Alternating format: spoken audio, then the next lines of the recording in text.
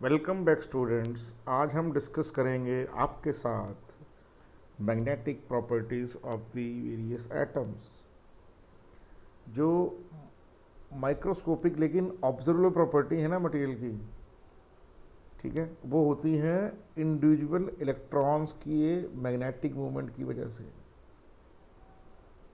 Each electron originate it's magnetic movement from orbital motion around the nucleus and second क्या है, spin off the electron on its own axis. तो हमें मालूम पड़ गया यहाँ पे कि जो ऑरिजिनेशन है मैग्नेटिक मूवमेंट का वो दो वजह से है। पहली वजह क्या है? पहली वजह है ऑर्बिटल मोशन। दूसरी वजह क्या है? Spin off the electron. देखिए यहाँ पे पिक्चर में चेक कीजिए ध्यान से, जो इलेक्ट्रॉन है वो रिवॉल्व कर रहा है कहाँ? It is revolving around word, it is revolving around the nucleus. जब न्यूक्लियस के अराउंड इलेक्ट्रॉन रिवॉल्व कर रहा है तो वो किसी ऑर्बिटल में है, किसी और जो इलेक्ट्रॉन जो है वो किसी किस में है? It is in one orbital. तो वो जो ऑर्बिटल में वो उसका जो घूमना है उससे एक मैग्नेटिज्म पैदा हो रहा है। दूसरा क्या हो रहा है? अपने ही एक्सिस पर वो स्पिन कर रहा है। जैसे लट्टू अपने ही धुरी पे घूमता ना, वैसे ही क्या करना है, जैसे लट्टू अपनी धुरी पे घूमता है वैसे ही इलेक्ट्रॉन भी अपने एक्सिस पे स्पिन करते हैं, स्पिनिंग टॉप की तरह कर रहे हैं, ठीक है। जनरली क्या होता है, जो ऑर्बिटल मोशन है वो सिर्फ हम हैवियर एलिमेंट्स में लेते हैं, ठीक है, ट्रांजिशन मेटल या उसके बाद वाले एलिमेंट्स में, जिनमें क्या होता है नंबर ऑफ ऑर्बिटल्स ज़्यादा होते हैं। Are you sure? लेकिन तो हम उसको मान के चलते हैं कि ऑर्बिटल मोशन क्या है? ऑर्बिटल मोशन क्वेंच्ड है। ऑर्बिटल मोशन क्या है? ऑर्बिटल मोशन इज क्वेंच्ड, कि उसकी प्यास बुझ चुकी है। जो यहाँ दूसरा इसका मतलब ये ले लिए कि उसका कंट्रीब्यूशन इतना लेस है, इतना कम है कि उसको हम लेंगे नहीं। लेकिन जो स्पिन की वजह से कंट्रीब्यूशन है वो बहुत लार्ज है। तो आपके कोर्स में 11th 12th में और IIT मेंस और एडवांस में हमें सिर्फ और सिर्फ इलेक्ट्रॉन स्पिन मूवमेंट पे ध्यान देना है, ऑर्बिटल मोशन पे नहीं देना। Are you sure about that? Clear आपको? ऑर्बिटल मोशन का यहाँ पर आपको कंसिडरेशन नहीं करना। अब देखिए, अब आप यहाँ पर फिगर ए को देखिए। फिगर ए में क्या है?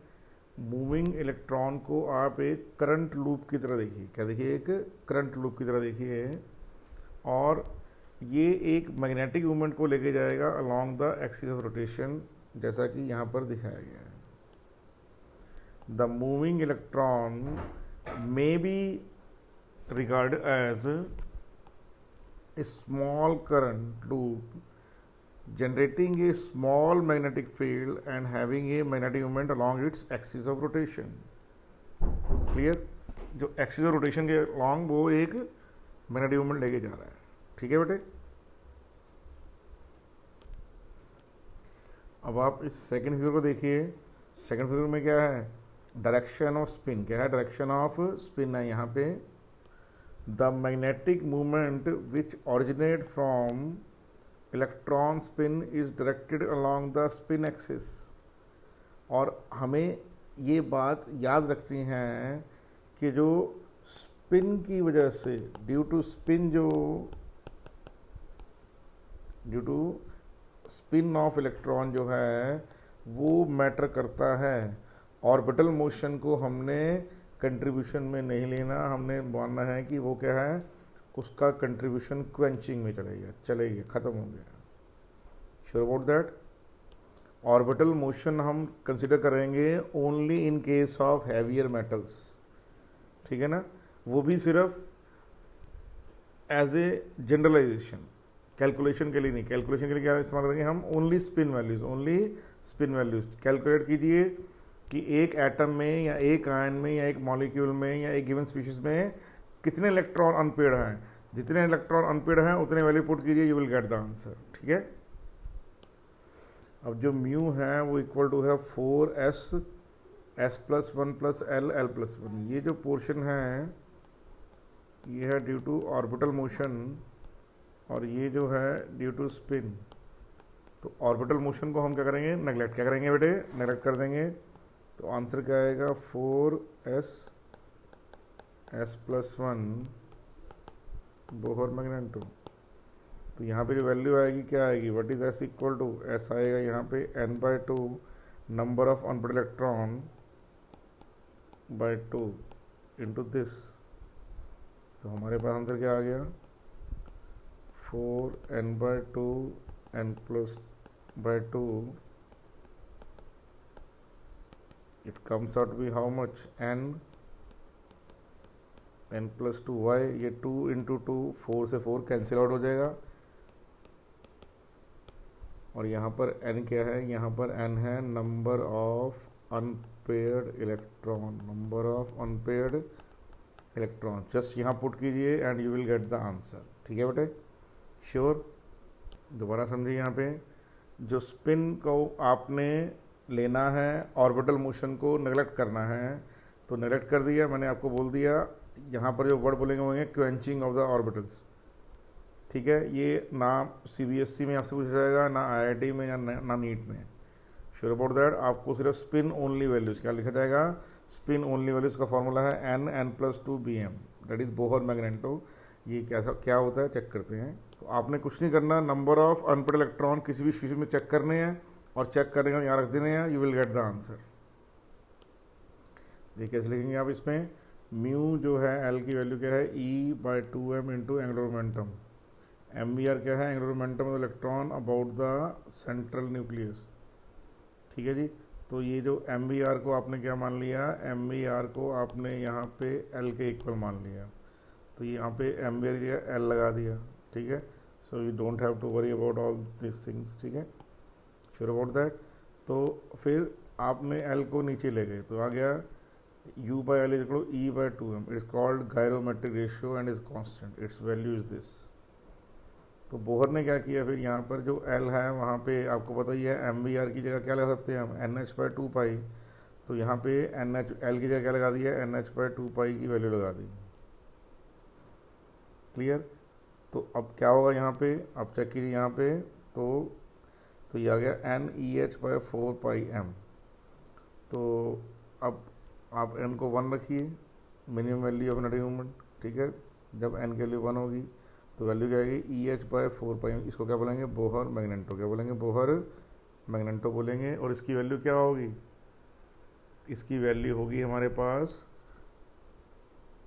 9.27 into 10⁻⁻24 AM²।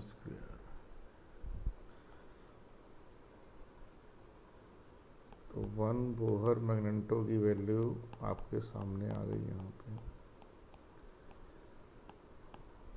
-24 AM, that is equal to 1 bm। ठीक है, इसका कोई आपको कोर्स में बिल्कुल भी नहीं पूछा जाएगा, it is not so important to you. ठीक है बेटा, ये जस्ट एक जनरल इन्फॉर्मेशन है कि ये कहाँ से वैल्यू आई है। ठीक है, तो 1 बोहर मैग्नेटो वैल्यू कितनी है, E/H/4 पाई m, वो वैल्यू ये है आपके सामने। ठीक है बेटे, श्योर अबाउट दैट। ये वैल्यू आपसे नहीं पूछी जाएगी, केमिस्ट्री में तो बिल्कुल पूछी जाएगी, फिजिक्स में जरूर पूछी जाएगी। ठीक है, श्योर। अब देखिए यहाँ पर आपके सामने वैल्यू क्या है, वैल्यू है स्पिन ओनली की √n n+2। तो n यहाँ पर क्या है, n है यहाँ पे नंबर ऑफ अनपेयर्ड इलेक्ट्रॉन। क्या है बेटे, नंबर ऑफ अनपेयर्ड इलेक्ट्रॉन्स। ठीक है, जैसे कि यहाँ पर क्या है, यहाँ पर सोडियम का एटम है, सिंगल एटम है यहाँ पे सोडियम का, मान लीजिए।